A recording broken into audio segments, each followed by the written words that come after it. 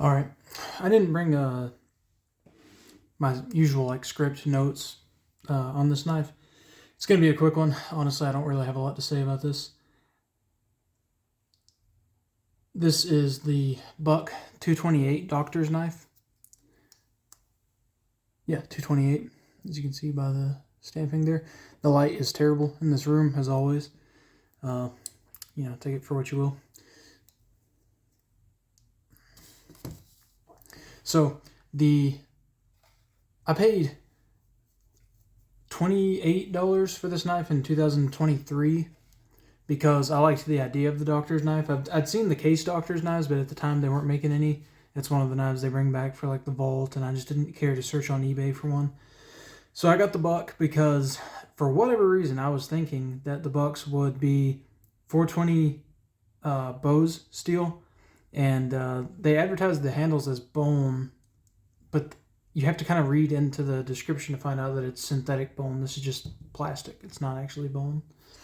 So, and I was like, for $30, you would think it would have 420 Bose steel, because most of their knives do. You would think it'd be made in the U.S., and you would think, well, maybe not for $30, but you would, Bucks, generally are made in the U.S., especially their traditionals like this.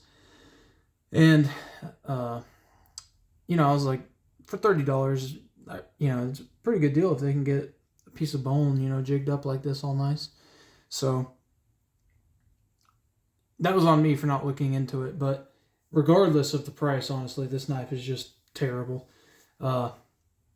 I really liked the idea of the spatula on a knife because it's kind of like a little pry bar as long as you choke up on it and you're not putting a lot of stress on the slip joint where the pin runs through.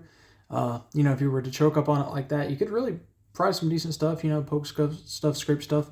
So I was like, I like the idea of that for an EDC. Now, without a clip and without a lock, like a proper lock, like an actual lock, it nearly disqualifies it for EDC.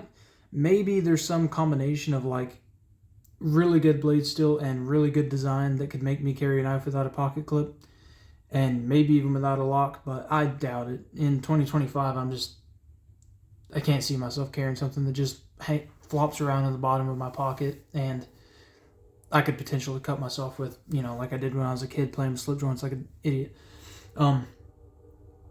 The fit and finish on this knife is just atrocious. I won't be able to show you on my shitty camera. I'm just recording on my phone in a dark room, but you might be able to hear all of these. The two lock bars are just in the spacer between them. They're all just different heights from each other, and the pin just happens to land on a spot of jigging where it sticks out, and you can definitely feel it.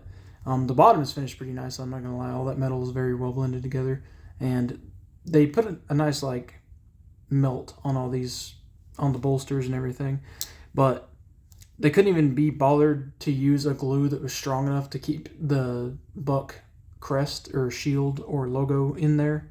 That, I don't even know when that fell out, but it did. So the fit and finish isn't great. The walk and talk, if you're a slip joint guy, is like the snap of the lock back. It's actually pretty good. So, and it's really good on the spatula for whatever reason. So, but the main thing that kills this knife, honestly, I don't even care that it's made in China. Some of my favorite knives are made in China nowadays. For a Buck, it's disappointing because Buck is kind of like the iconic American company, especially when it comes to knives. And I really wanted to like it. I like some of the stuff by Buck. I feel like they're really kind of short in the EDC game in 2025.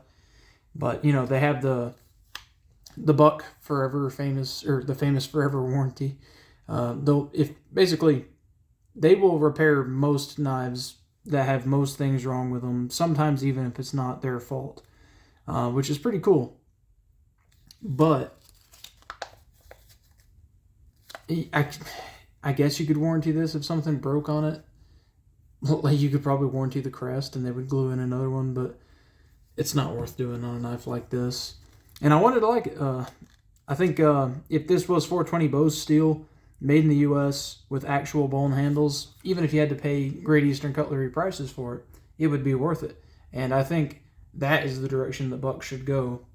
Now, I don't know anything about the market. You know, maybe there's not a market for that sort of thing, but them wanting to stay in the mass-produced pocket knife territory, I just don't know who's buying this sort of thing. I literally only bought it by mistake. I've seen people that have this little message from the family saying that, like, you know, you're part of the family now that you bought a knife and everything. And I've seen people complain because there's a lot of references to God and religion on here. They have the John 3:16, which is probably the most beautiful, succinct part of the Bible. You know, it literally is all the gospel in 2 sentences. I'm a Christian myself, so for me that's totally okay. And it has nothing to do with the knife. So if you're like very anti-Christian, which I'm not going to get into it, but it shouldn't bother you. And it's just the beliefs of the company, and that's totally fine. And honestly, I respect them a lot for that. But the knife is just terrible. It's the main thing that's wrong with this knife is that it's 420 J2 steel, which I don't know why it took me so long to get around to talking about this in this video. But 420 J2 steel, I've talked about it before. It is literally a steel that you would use for like the liners on a knife, not the blade. Not the blade. It is such an unbelievably soft steel to the point that knives in 420 J2 for their blade, they almost aren't even actual pocket knives. They're replicas of pocket knives, if that makes any sense. It's like if you use them, just using them for anything is going to destroy the edge. With ACR 13 and soft steels like that, it's one thing where you got to put an edge on it every day, you know, with use. But 420 J2, you have to put an edge on it every, like, multiple times throughout the day if you actually use your knife. You cut just about anything that isn't paper, and you're going to have to put an edge on it again. It is so unbelievably soft, and it's so soft that the burr just rolls back and forth from side to side. So it can be hard to cut the burr like on a ceramic rod. You have to strop it basically to get the burr off, or you'll just pass that burr from side to side. It is just stupidly soft, and that is what just kills this knife, in my opinion, is that it uses one of the worst blade steels that you could possibly use in a knife. And it uses it on a very thin, slicey blade. So it does cut well when it's sharp, but you do not get many cuts before you have to sharpen it again. And that's a real shame because this design has potential, especially if you're into collecting traditional knives. But I would honestly say, first off, I do not recommend this knife. I think it's a hard no for me. But even if you're a traditional collector, I don't recommend it, because you could get a Great Eastern Cutlery, a Case, or anybody else that makes a doctor's knife, and it would be an actual knife, not a replica of a knife. $30, almost $30. I would be disappointed for this knife if it was $10, and it's nearly 3 times that. And that's just insane. I think I could never recommend anybody spend nearly $30 of their hard-earned money on this when there are just so many better options out there, even better options if you're specifically looking for a doctor's knife. So overall, I just don't recommend it. Thanks for watching the video.